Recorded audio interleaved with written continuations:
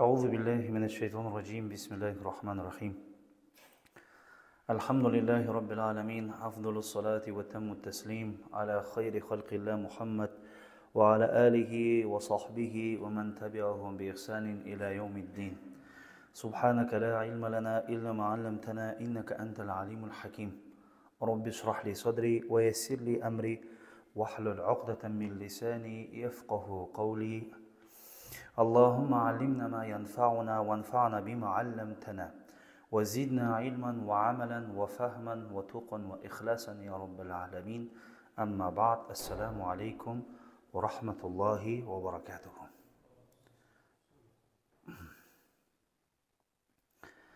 Біз Алла Тағаланың 99 көркем есімдеріне байланысты сабақтарымызды бастаған болатынбыз. Алла Тағала қасиетті Құран кәрімде «Валиллахил асмаул хусна» Алла Тағаланың шынында да көркем есімдері бар.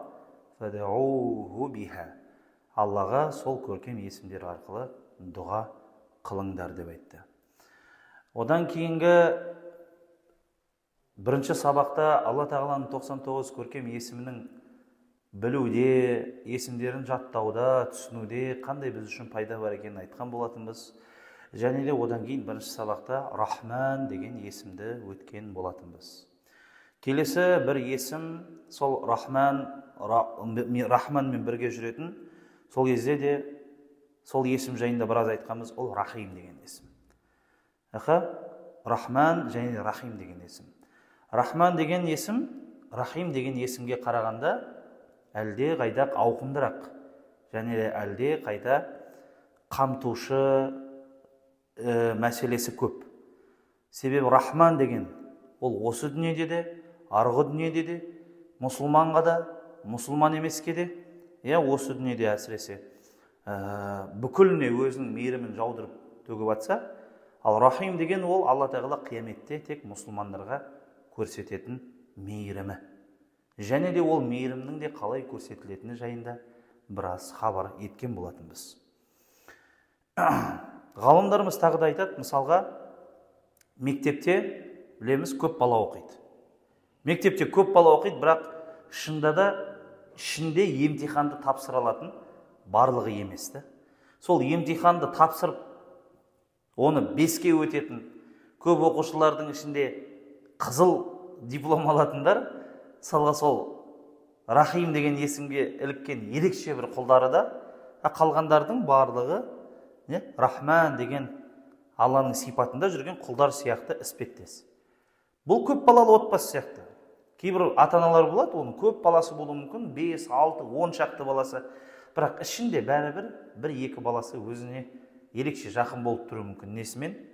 Өздерінің көркем бір мінездерімен, өздерінің мектептегі озатшылдығымен, спорттағы жетістіктерімен, сол сияқты қадірменді момындар. Алла Тағаланың Рахман деген есімі бар. Біз мына дүниеде Алла маған байлықты беріп жатыр, Алла маған малды беріп жатыр, Алла маған денсаулықты беріп жатыр деп алданбауымыз керек деген сөз. Себебі ол нығметтің барлығын кімге де беріп жатыр? Дінсіз болған адамға да дәл соның барлығын беріп жатыр да.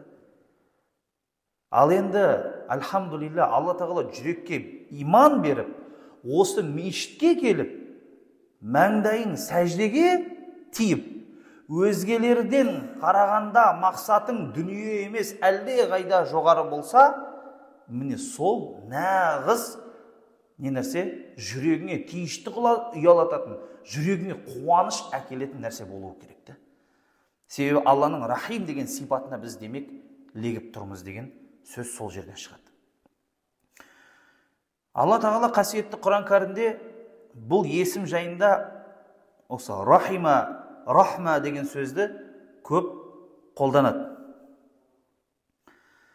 Соның ішінде мысалға білесіздер, Қызыр алейхиссалам мен Мұса екеуі сапарлас болған кезде не істейді? Екеуі сапарлас болып жүріп, бірнеше 3 түрлі оқиғаға тап болады. Сол кезде бір мекенге келіп, бір жетімдердің басын сипап, соларға ерекше ілтипат көрсетіп, тамақ берген кезде не үшін олай екенін сұрайды. Сол кезде мынандай бір шешімін айтады, وأما الجدار فكان لغلامين يتيمين في المدينة Сол кезде бір үлкен бір қабырғаны тұрғызып атады. Қабырғаны тұрғызып атады, астында үлкен қазынасы бар екен. Сол кезде Алла тағала айтып жатыр: "Ва аммал джидару", бұл жаңа Қызырдың сөзі ғой, бұл қабырға болатын болса тұрғызылып атқан екі кішкентай баланыкі, екеуі де жетім дейді. Осы қалада тұратын дейді. "Ва кана тахтаху канзул лахума", бұның астында тығылып тұрған не бар? Қазына бар.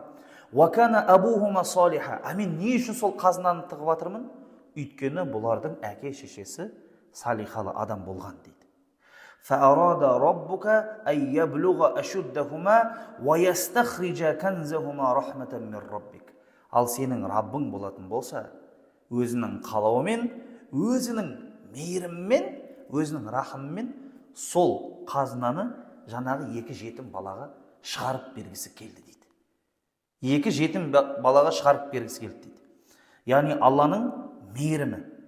Бірақ бұл жерде енді рахма деген сөз Құранда кеп тұрғаны, яғни кез келген нәрсе Алланың мейірімінен болып тұрғаны, және де екіншісі Алла тағаланың оларға мейірім көрсетіп жатқанының себебі не болып тұр? Әке шеше салихалы болыпты дейді. Демек, қадіріңіздер, сіздің отбасыңызға, сіздің бала шағаңызға Алланың мейірімділігінің тікелей төгілуі кімге байланысты? Біз сізгерге байланысты. Біз салихалы болсақ, біздің жүріс тұрысымыз дұрыс болатын болса, валлахи, онда Алла тағала біздің балаларымызға да үлкен мейірімділік көрсетеді. Жаңа осы жерде көп сөйлесіп келе жатырмыз. Қазіргі алдағы уақытта мысалға технология қалай дамып жатыр. Қазіргі жаңағы шығып жатқан TikTok, оның ішіндегі жаңағындай көп ұятсыздық, адамдардың қатты азартқа берілуі, адамдардың ұяттан безуі, көптеген бір бала шағаң үшін, болашақ ұрпақ үшін қорқатын мәселелер өте қатты көп болып жатыр да. Сол себепті бүгін оқыдым, соны шейх Мұхаммад Уайл әл-Ханбали деген кісі бар. Сол кісі айтып жатыр, болашақ үшін қорқатын ата-ана Құрандағы бала шаға үшін тіленетін дұғалардың барлығын оқып жүруі тиіс дейді. Құранда өзі бар. Зуррия деген сөз бар. Зуррия деген ұрпақ, бала шаға деген мағына білдіреді. Сол зуррия деген дұғаларды жинақтап, манағы кісі не істеген? Өзі жинақтап қойыпты. Осыларды оқып жүріңіздерші, өтініш деп. Мен әдейі жаңағы кісінің постын оқыдым да, өзіме скриншот қылып алдым да, осыны алдағы уақытта өзім оқып жүрем дедім. Мысалға ішінде мынандай дұға бар: "Раббана хаб лана мин азважина ва зурриятина қуррата аъюн ваджъална лил муттақина имама". Я Раббал аламин, маған жарды сыйла, және де маған ұрпақ сыйла, олар менің көзімнен қарашығы болсын, және де мен тақуалардың имамы болайын дейді. Кез келген әке, ол өзінің отбасында басшы, яғни имам. Яғни осы дұғаның астында не бар? Менің бала шағам, әйелім тақуа болсын, мен сол тақуалардың имамы болайын деген бар. Тағы бір дұғада: "Раббана ваджъална муслимайни лак ва мин зурриятина умматан муслиматан лак". Бұл Ибрахим алейхиссалам дұғасы. Я Раббым, ваджъална муслимайни лак. Бізді өзіңе тиесілі нәрседе мұсылман қыла көр. Және де бала шағаларымызды мұсылман қыла көр. Және де үмметімізді мұсылман ете көр деген екен. Менен кейін келетін бала шағамның толық үмметін мұсылман ете көр деп дұға тілеген екен. Шынымен Алла тағала дұғасын қабыл етті. Не істеді? Исхақтан кейін пайғамбарымыз саллаллаху алейхи уассаламның, кешіріңіздер, Исмаилдан пайғамбарымыз саллаллаху алейхи уассаламның өзі тарады. Одан кейін пайғамбарымыз саллаллаху алейхи уассалам үмметі пайда болып, осындай үлкен ертең қияметте сауадул азам, басқа үмметтерден көп болып тұратын жамағат боламыз, Құдай қаласа. Рабби джални муқима салати ва мин зуррияти. Я Раббым, мені және менің отбасымды, бала шағамды намаз оқитындардың қатарынан қыл дейді. Кеше бір тойда жүріп та, сол кезде жаңағы бір ата-ана баласын үйлендіріп жатыр да. Баласы Нұр Мүбарак университетін бітірген де. Қыз да Нұр Мүбарак университетін бітірген. Екеуі Құран жаттап жатыр. Екеуі діни оқып жатыр да. Сол кезде әкесіне қарап тойды болып отқан. Қатты қызғанып кеттім ішінде. Өйткені мынау кісінің енді бір қорқатын ештеңесі жоқ сияқты. Балалары діни білім оқып, діни білімге деген махаббаттары көрініп тұр да. Олар жай оқып отқан жоқ. Сол білімге деген, Құранға деген махаббаттары бар деймін да. Біз бала шағамызда махаббат оята аламыз ба, оята алмаймыз ба? Аллаху алам да. Әйтпесе, Нұх пайғамбардың баласы, мысалға, не істеді? Әкесінің сөзіне ерген жоқ. Әкесінің сөзіне ерген жоқ. Алла тағала толқын жіберді, бір толқын баласын батырып жіберді. Көрдіңіздер? Сол үшін өте қатты қорқынышты нәрсе да, субханалла. Сол үшін Алланың мейірімі жауы үшін бала шағаңызды не қылыңыз? Алланың мейірімі, өзіңіз салиқалы болыңыз.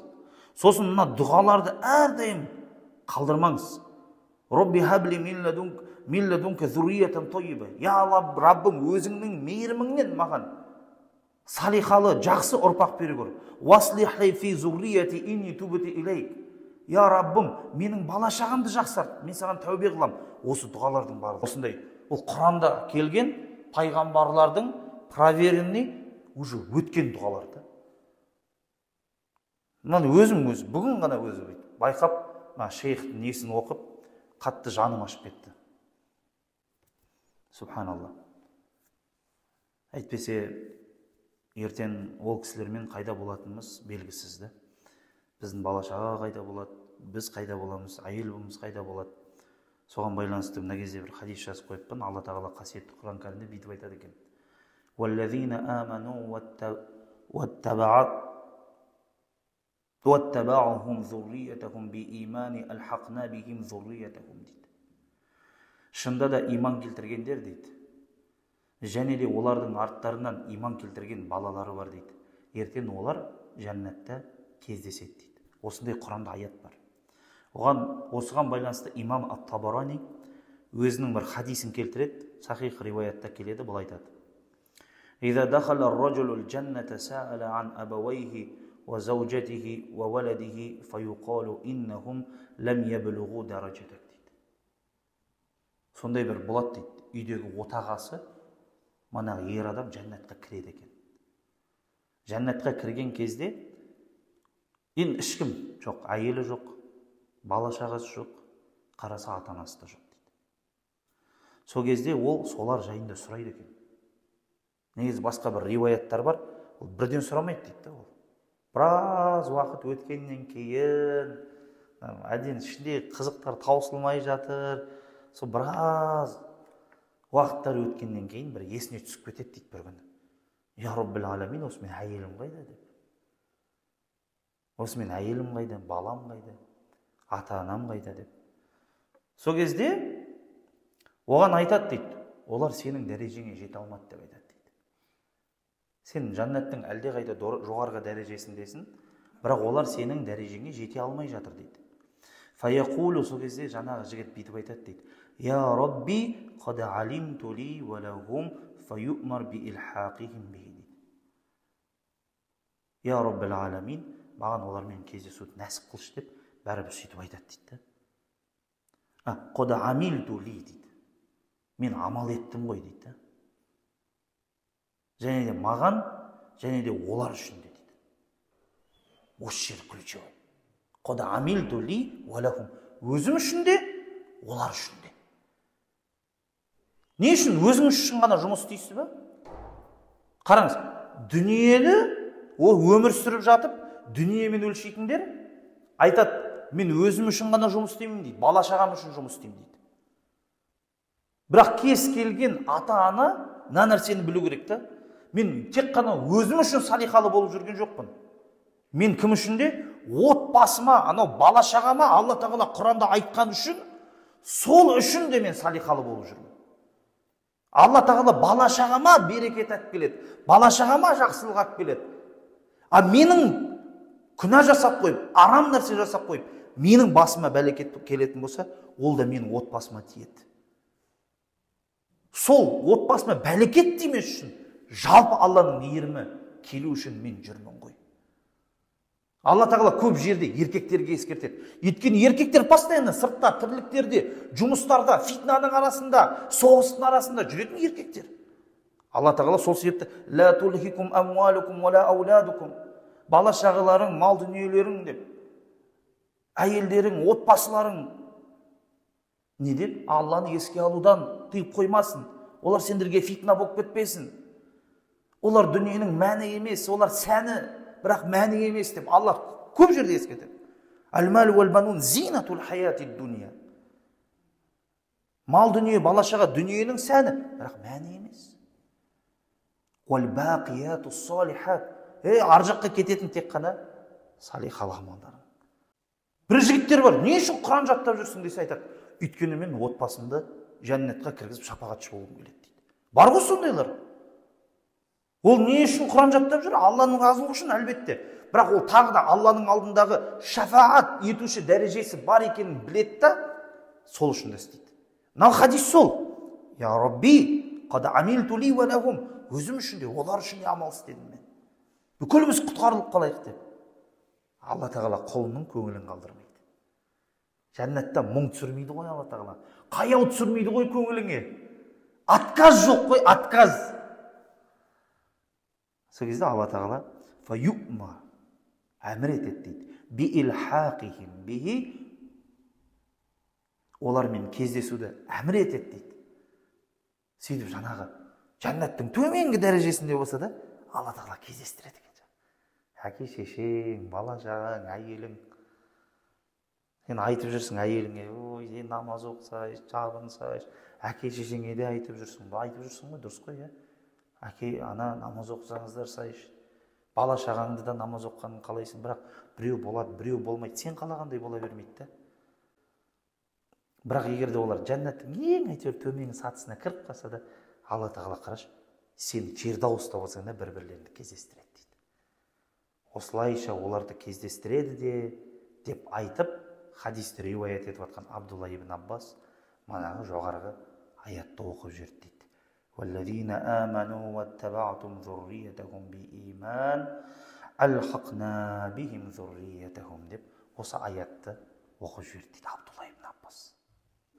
Біз кім үшін Алланың рахымын өзімізге не үшін тілеу керекпіз? Алланың рахымын біз өз-өзімізге тек өзіміз үшін ғана емес, отбасымыз үшін де тілеу керекпіз. Сол кезде Алла тағала бізді жарылқайды. Көп жігіттер бар қазір. Мен алдында да айтып жүрмін. Bir жігіт айтады маған. Алдында жазып жіберіпті. Bir жігіт бар дейді. Қарызға кіріп кетті дейді. Сосын маған кредит алдыртты дейді.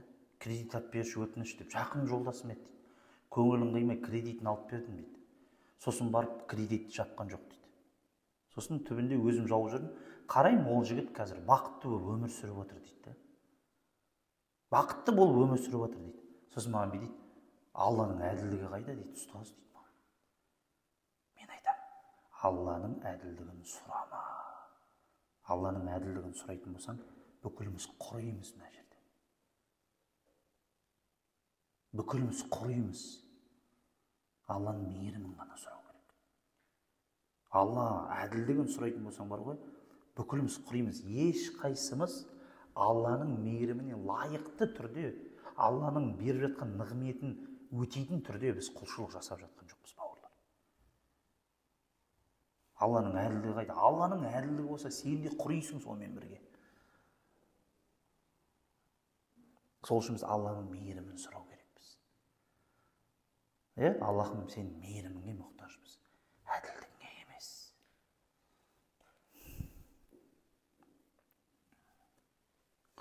Сол үшін Алла тағала қасиетті Құран кәрімде өзінің мейіріміне жететін жолдарды көрсетті. Соның біреуі Атиуллаха ва атиур расул лааллакум турхамун. Аллаға бойұсыныңдар және де оның елшісіне бойұсыныңдар. Сол кезде сендер Алланың мейіріміне бөленесіңдер. Міндетті түрде. Міндетті түрде. Алла тағала қасиетті Құран кәрімде وَهَذَا كِتَابٌ أَنزَلْنَاهُ مُبَارَكًا فَاتَّبَعُوهُ وَاتَّقُوا لَعَلَّكُمْ تُرْحَمُونَ. Бұл берекетті кітап сендерге түсті. Сол кітаптың артынан еріңдер, Алладан қорқыңдар, Алладың мейірімі сендерге болады. Үйлене алмай жүрсің бе? Қарыздан құтыла алмай жүрсің бе? Жұмысқа тұра алмай жүрсің бе? Басыңа өзге де қиыншылықтар келіп жатыр ма? Тақуалық қыл. Валлахи айтамын, осы бүкіл кілттің жолы. Шейх Ротиб ан-Набалуси айтады ғой, бүкіл осы проблеманың жолы біреу-ақ. Не нәрсе? Тақуалық. Өйткені Алла тағала тақуалық қыл, яджаллаху махраджа. Бол, саған сол проблемаңнан шығатын не тауып беремін? Жер тауып беремін. Проблемаңнан шығатын есік тауып беремін дейді. Сөзін жалғастырып, ярзуқуху мин хайсу ла яхтасиб. Сен күтпеген жерден саған ризық несібе беремін дейді. Сен күтпеген деген білесіз бе, сіз қазір ойланасыз ғой. Тақуалық қылсам, қай жерден шығарып жібереді екен мені Құдай? Кімді жібереді екен маған көмекке деп? Сіз мың рет ойланасыз, бірақ ол вариант болмайды деген сөз да. Вообще сіз ойламаған нәрсе болады. Университетте оқып жүрген кезде сен қатты қиналып қаласың ғой, қиналып қаласың, ақша болмай қаласың. Тақуалық қой, сразу тақуалыққа көшіп, ойбай, Құран оқып, зікірден түспейсің, дұға, постоянно өте ерекше жаңағы система неге енесің да, режимға. Тақуалықтың режимін қос қойып кетесің. Валлахи ше, бір рет сондай жер болған жоқ. Алла тағала сол кезде сені тастап қойған. Сөйтіп бір күні қатты қиналып қалдым. Сөйтіп ақша қатты керек екен. Үйдегілерден сұрай бермейсің, дардай жігітсің. Сосын тұрдым да жаңағы бүкіл зікірлерімді жасаймын, Құранды оқимын, бүйтемін, бүкілін істеймін, қосымша нәпіл намаздар, дұғалар. Сосын жатып, я Рабби, өзіңе тапсырдым деймін. Жатамын ойын төсекке, бүйтіп жатсам, шамалайыма жолдас бала жетіп келді. Елдос, не болды десем. Сөйтсем мен анау сол жолдас баланың тойында жігіт жолдас болған ғой. Айлаға осы неден Жезқазғаннан Шымкентке барып, Қызылорданың трассасымен барып, жетіп жаңағы жерден енді жаңағы жолдас бала үйленіп жатқаннан кейін сол жерде жігіт жолдас болдық та, сөйтіп жігіт жолдас болған үшін рахмет саған деп жаңағы костюм шалбар беріп жүрген ғой, жігіт жолдасқа деп. Сөйтіп жаңағы жолдас бала келіп тұр, жаңағы ол той өтіп кеткен ғой, дейді. Елдос, менің енем что-то сенен ұялып қапты. Алдында тек қана костюм шалбар ғана беріп біз ұят болды ана баладан деп саған ақша беріп жіберді, қай жерге қойып қояйын дейді. Вообще ойламаймын ғой мен анау сол баяғыда сол Шымкентте өтіп кеткен тойдан біреу саған ақша әкеп келеді деп ше. Сөйтсем, біраз ақша әкеп тұр екен. Жастықтың астына қоя сал дедім да. Альхамдулилля деп жаттым сөйтіп. Алла тағала бар ғой, бір күтпеген жерден ғой. Солай болады екен. Солай болады ше. Алланың, өйткені Алланың қазынасы кілт. Алланың қазынасы бар ғой, Алланың қазынасы, Алланың байлығы, Алланың мейірімі. Соны үлестіретін кім соның барлығын? Кілті кімде оның? Кімде оның кілті? Тек Алланың өзінде. Через деген жоқ, через. Мәкең арқылы шығасыңдар. Жоқ.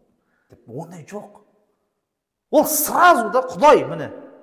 Саған жақынмын деген сол ғой. Алла дедің сразу естіп тұрады сен. Я Рабби, Алла тағала. Алла тағала тағы бір басқа аятта, Я айюхаллазина аману тақулла. Ей иман келтіргендер, Алладан қорқыңдар. Ва амину би расулихи ю'тикум кифлайни мин рахмати. Алладан қорқыңдар да, және де оның елшісіне иман келтіріңдер сейш.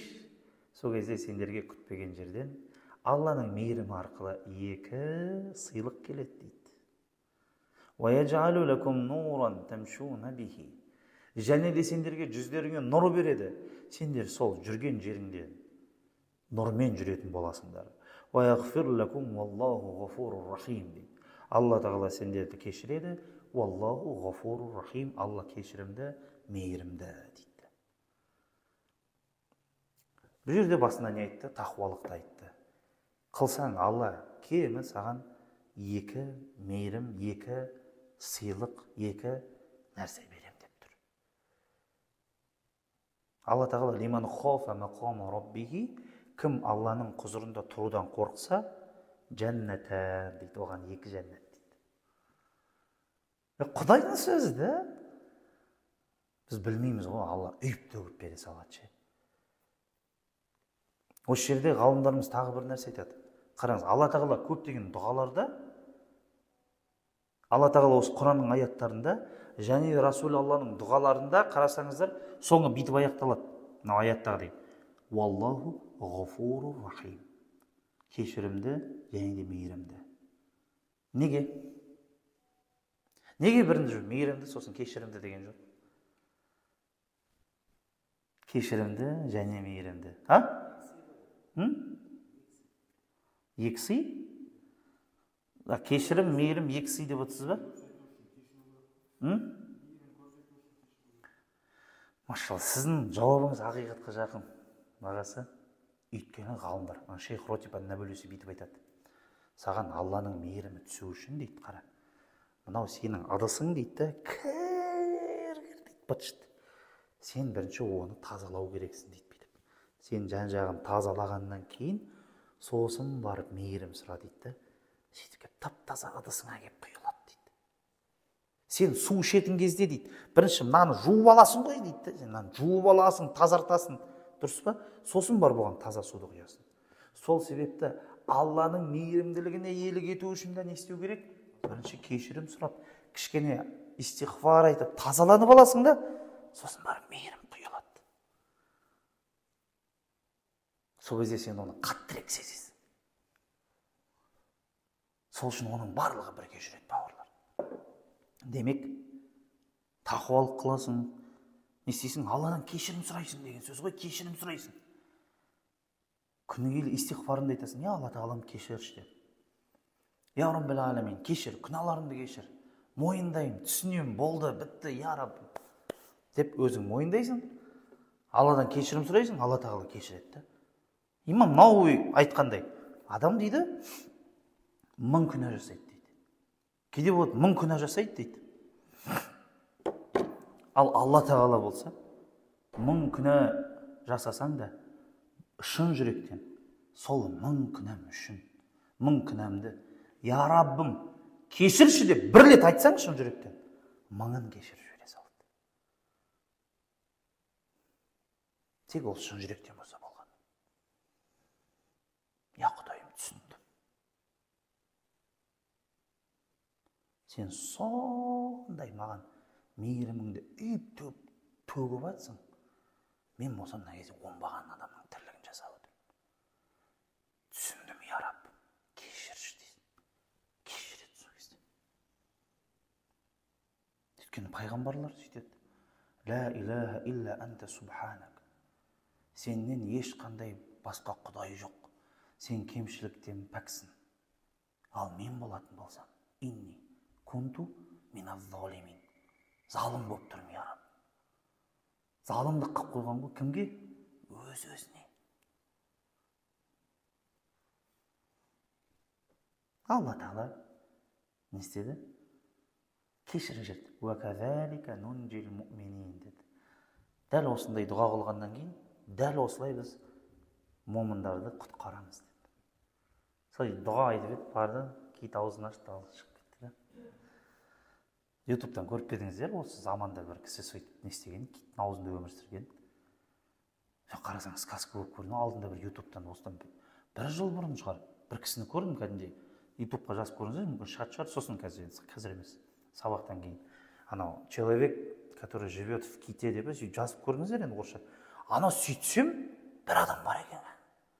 Сөйтіп ішінде өмір сүрген кәм, бірнеше күндер бойы, қайта шыққан. Сән естіген, сказка ол естіген, шыққандай сказка емес ол.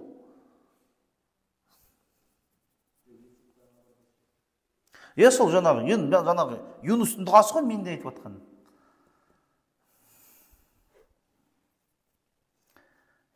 Машалла. Сол үшін бауырлар, міне осындай Алланың рахымына леккен адамдарға жәннат болады иншалла. А біздің осы жерде отыруымыз Алланың рахымы. Ғалымдарымыз не деді? Бұл дүниенің жәннатына кірмеген адам арғы дүниенің жәннатына кірмейді. Ал бұл дүниенің жәннаты ол